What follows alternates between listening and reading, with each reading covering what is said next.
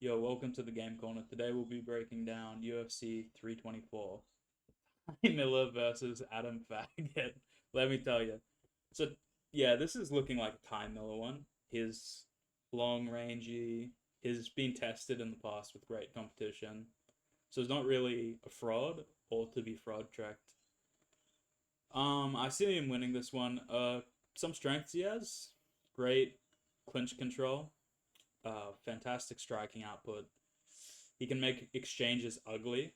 He's got long shots that will probably catch Fugit on his entries. He can make Fugit. He can make this Fugit fade, let me tell you.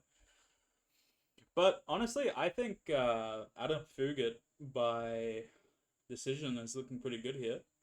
The main thing that Fugit has over Ty Miller is his leg kicks, honestly. I can see his southpaw countering or making it very awkward for Ty Miller to really get his game going. And I can see the leg kicks disrupting him. So, yeah, Ty Miller probably by knockout or decision. I don't really see the sub live here. But yeah, Adam Fugit, I feel like he could have a really strong start, get his leg kick game going, and then possibly get a decision, just slowing down Ty Miller. But it's really, it's really Ty Miller's, it's really Ty Miller's game, honestly. Up the card, we've got Josh Hawkins versus Denzel Freeman. Hawkins wins this pretty easily. Um, so I can see Hawkins just starting fast in the first round. Either swarms and gets the TKO or wrestles to get a sub. Um, but also I can see Freeman surviving early, getting on top, and Grimes top control, heavy pressure, and then getting a decision. But I'm gonna give it to Hawkins by TKO. I wouldn't put money on Hawkins outside of like getting the TKO victory. MJ versus Alexander Hernandez. I've got to pick MJ to win this. Clean boxing at range. He's going to tag Hernandez on the entry. He wins 2 rounds and then probably drops one. So I'm going to say a decision for this. But this is honestly going to be a toss up. I'm not going to bet on this one personally because I can also see Hernandez chain wrestling controls, steals minutes, makes him frustrated, and then making MJ fade and drop volume. But if you're gonna bet on this one, it's gonna be a decision. I do not see the knockout live for either of these guys, nor do I think that jiu-jitsu or wrestling strong enough for a submission to be live on either of these guys. Krylov versus Buku Kakesayev. Krylov wins this. He turns it into a grappling clinch takedown. Rides, hurts, subs, or wins round. He could lose. Mosatayev keeps it long, picks him apart at range. Krylov can't get sustained top time, decision loss. So I think Musukayev is actually live for a decision, but I think Nikola Krylov probably gets this one done with a TKO finish. Let me tell you. No, that is the worst take. He doesn't get it done by a TKO finish. He probably wins by decision. Let's be honest. Gator versus Audrey Pauly. Let's be honest.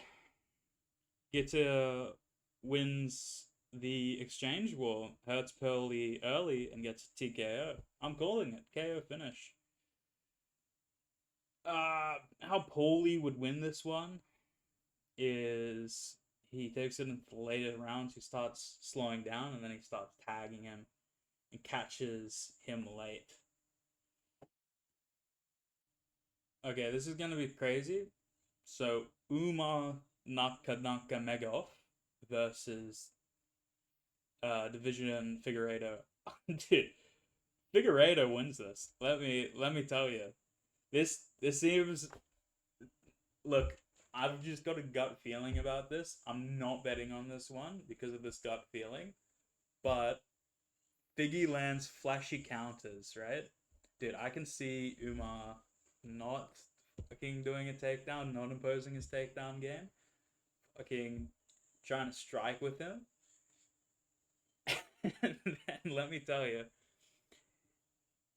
uh, Figueiredo is gonna take this guy down, scramble to his back, then get his back taken, get put in half guard, and then he's gonna hit the guillotine. Trust me, trust me. This is no joke. Subs live, bro. Fergus Figueiredo by fucking submission, guillotine submission. Trust me. So we've got Silva versus Rose. Let me tell you, Silva by decision. But man, honestly, look, after Silva's last couple of fights, he has just been looking different. Like with that last fight, he was just going in crazy. He gets frustrated, and then he got that fucking elbow to the back of the head, and it's all down here from there. I look, Rose has the ability to defeat Silva. Let me tell you, he's gonna slow down the fight. He's gonna clinch. He's gonna take him down, and win with minutes IQ timing decisions.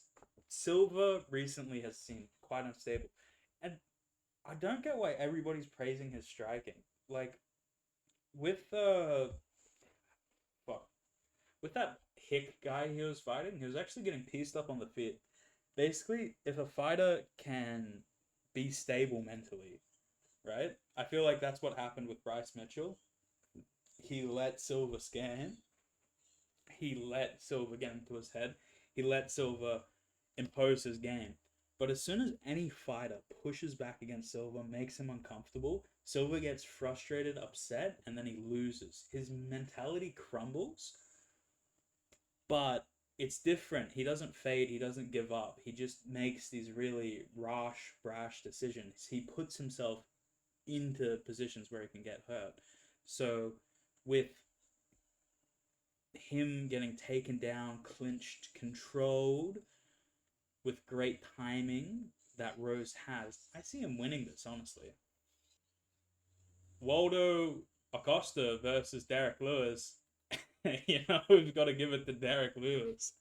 Let me tell you, the Black Beast of the East. I'm look. All jokes aside, Paulo Costa wins this by decision, but it's Derek Lewis. Don't bet on this one, but if you're gonna bet, Derek Lewis by KO, and you'll have a good time betting on this because you'll put in a little bit of money and you'll get a lot of money back. Look, Derek Lewis, after that last fight of him just rocking that guy shit, and then him not understanding that he was in an MMA fight, trying to climb up the fence and leave the arena, that shit was crazy. People say it's an early stoppage, but when you're literally climbing the fence to get out of the cage, that's crazy. Derek Lewis has just the worst striking wrestling jiu-jitsu. Do not bet on him. 9 times out of 10 he loses. But what Derek Lewis has that nobody else has is just fucking insane power. Like, literally with that last KO he got, it was just off the top of his head. He domed him. He didn't hit him. He didn't hit him flush. But he fucking made his brain shake. He forgot where he was, and then he's like, "Oh fuck! I just got hit by a fucking car, man. I gotta get the fuck out of here." So yeah, I'm giving it to fucking big boy Derek. Let me tell you, his balls is hot. His hands are even hotter. Let me tell you. Sean O'Malley versus Song Yudong. Look, if you're looking at this fight inside out, Sean O'Malley wins this pretty easily by decision. I don't see him stiffening him. It's 3 rounds, which is good. I feel like if it was 5 rounds, it actually probably favored O'Malley. Um, but I can also see Song trapping him on the fence, rips to the body. forces pocket trades, lands the big right. But it's kind of like Derek Lewis on the undercard. I don't see it happening. If they fought 10 times, I only see Song winning 2 out of those 10 times. Just Sean O'Malley is really the cleaner, more consistent striker. And also another thing, O'Malley's wrestling defensively and jiu-jitsu defensively isn't bad at all. Like, I know in that last game he got his neck snatched up, but that's not, oh, look how shit Sean O'Malley is. That's more, look how good fucking Merab is. I think Merab is the best in the division. Like, just constant pressure, constantly attacking, all of that. And Sean O'Malley in that first fight didn't look bad. And honestly, that first fight was fucked for him. He wasn't coming in the best. Second fight, yeah, that that didn't look too good for Sean. But hey, that's just Merab. That constant, relentless pressure against control fighters never really works well. And that's how really Peter Yan won that fight against Merab, because he could take that relentless pressure and then he just had great coaching. But yeah, back to Sean O'Malley versus Song Yudong. Sean O'Malley has a great corner, honestly.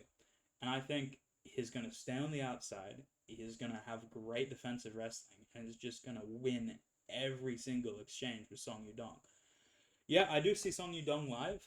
I do see him trapping him, again, ripping shots to the fence. But look, if you're gonna put money on Song Yudong live for a KO, if you're gonna pick O'Malley, just O'Malley to win, it's pretty good. He's got like a pretty good line on him. But decision, I was watching interviews with Sean O'Malley. He's like, yeah, I'm gonna stiffen this guy. I'm gonna lay this guy out. That's not gonna happen with Song Yudong. But yeah, Sean O'Malley. For the final fight on the card, we've got Paddy Pimblett versus Justin Gaethje. I'm going to give it to Gaethje. I'm going to say he chops at the legs and just makes it really dirty. But I only see him winning by TKO in the first 7 minutes. Outside of that, it's honestly Paddy's game. Look, I think people underestimate Justin Gaethje grossly in this matchup, honestly. I feel like all of these other fights, the takes I'm seeing is pretty good. But no, Justin Gaethje takes it to him, man. Let me tell you, Paddy Pimblett has never been in the fucking ring with a good leg kicker. Let me tell you, Justin Gaethje with his fucking calf kicks, man, he's gonna take away his base, seriously, and then he's gonna take away his power. He's gonna get overwhelmed by his wrestling. I do not see in any realm Paddy Pimblett taking this guy down. Maybe tripping. Maybe clinch into body lock, maybe grinding up against him in the fence and taking away his power. But I also see Justin Gaethje. He doesn't have the worst fighter IQ, let me tell you, but he does do dumb decisions. I can see him taking him down, getting into his guard, and then getting like fucking triangled. Paddy Pimblett makes a really nasty scramble, getting to his back. So if you're gonna pick Justin Gaethje, it's gonna be by TKO KO. Gonna pick Paddy Pimblett, it's gonna be by decision or sub more than decision. But what's not gonna happen is Paddy Pimblett's not gonna knock this guy out. So I'm choosing Justin Gaethje, but hey, honestly, it can go either way. There's a lot of great value on the KO power of Justin Gaethje, let me tell you.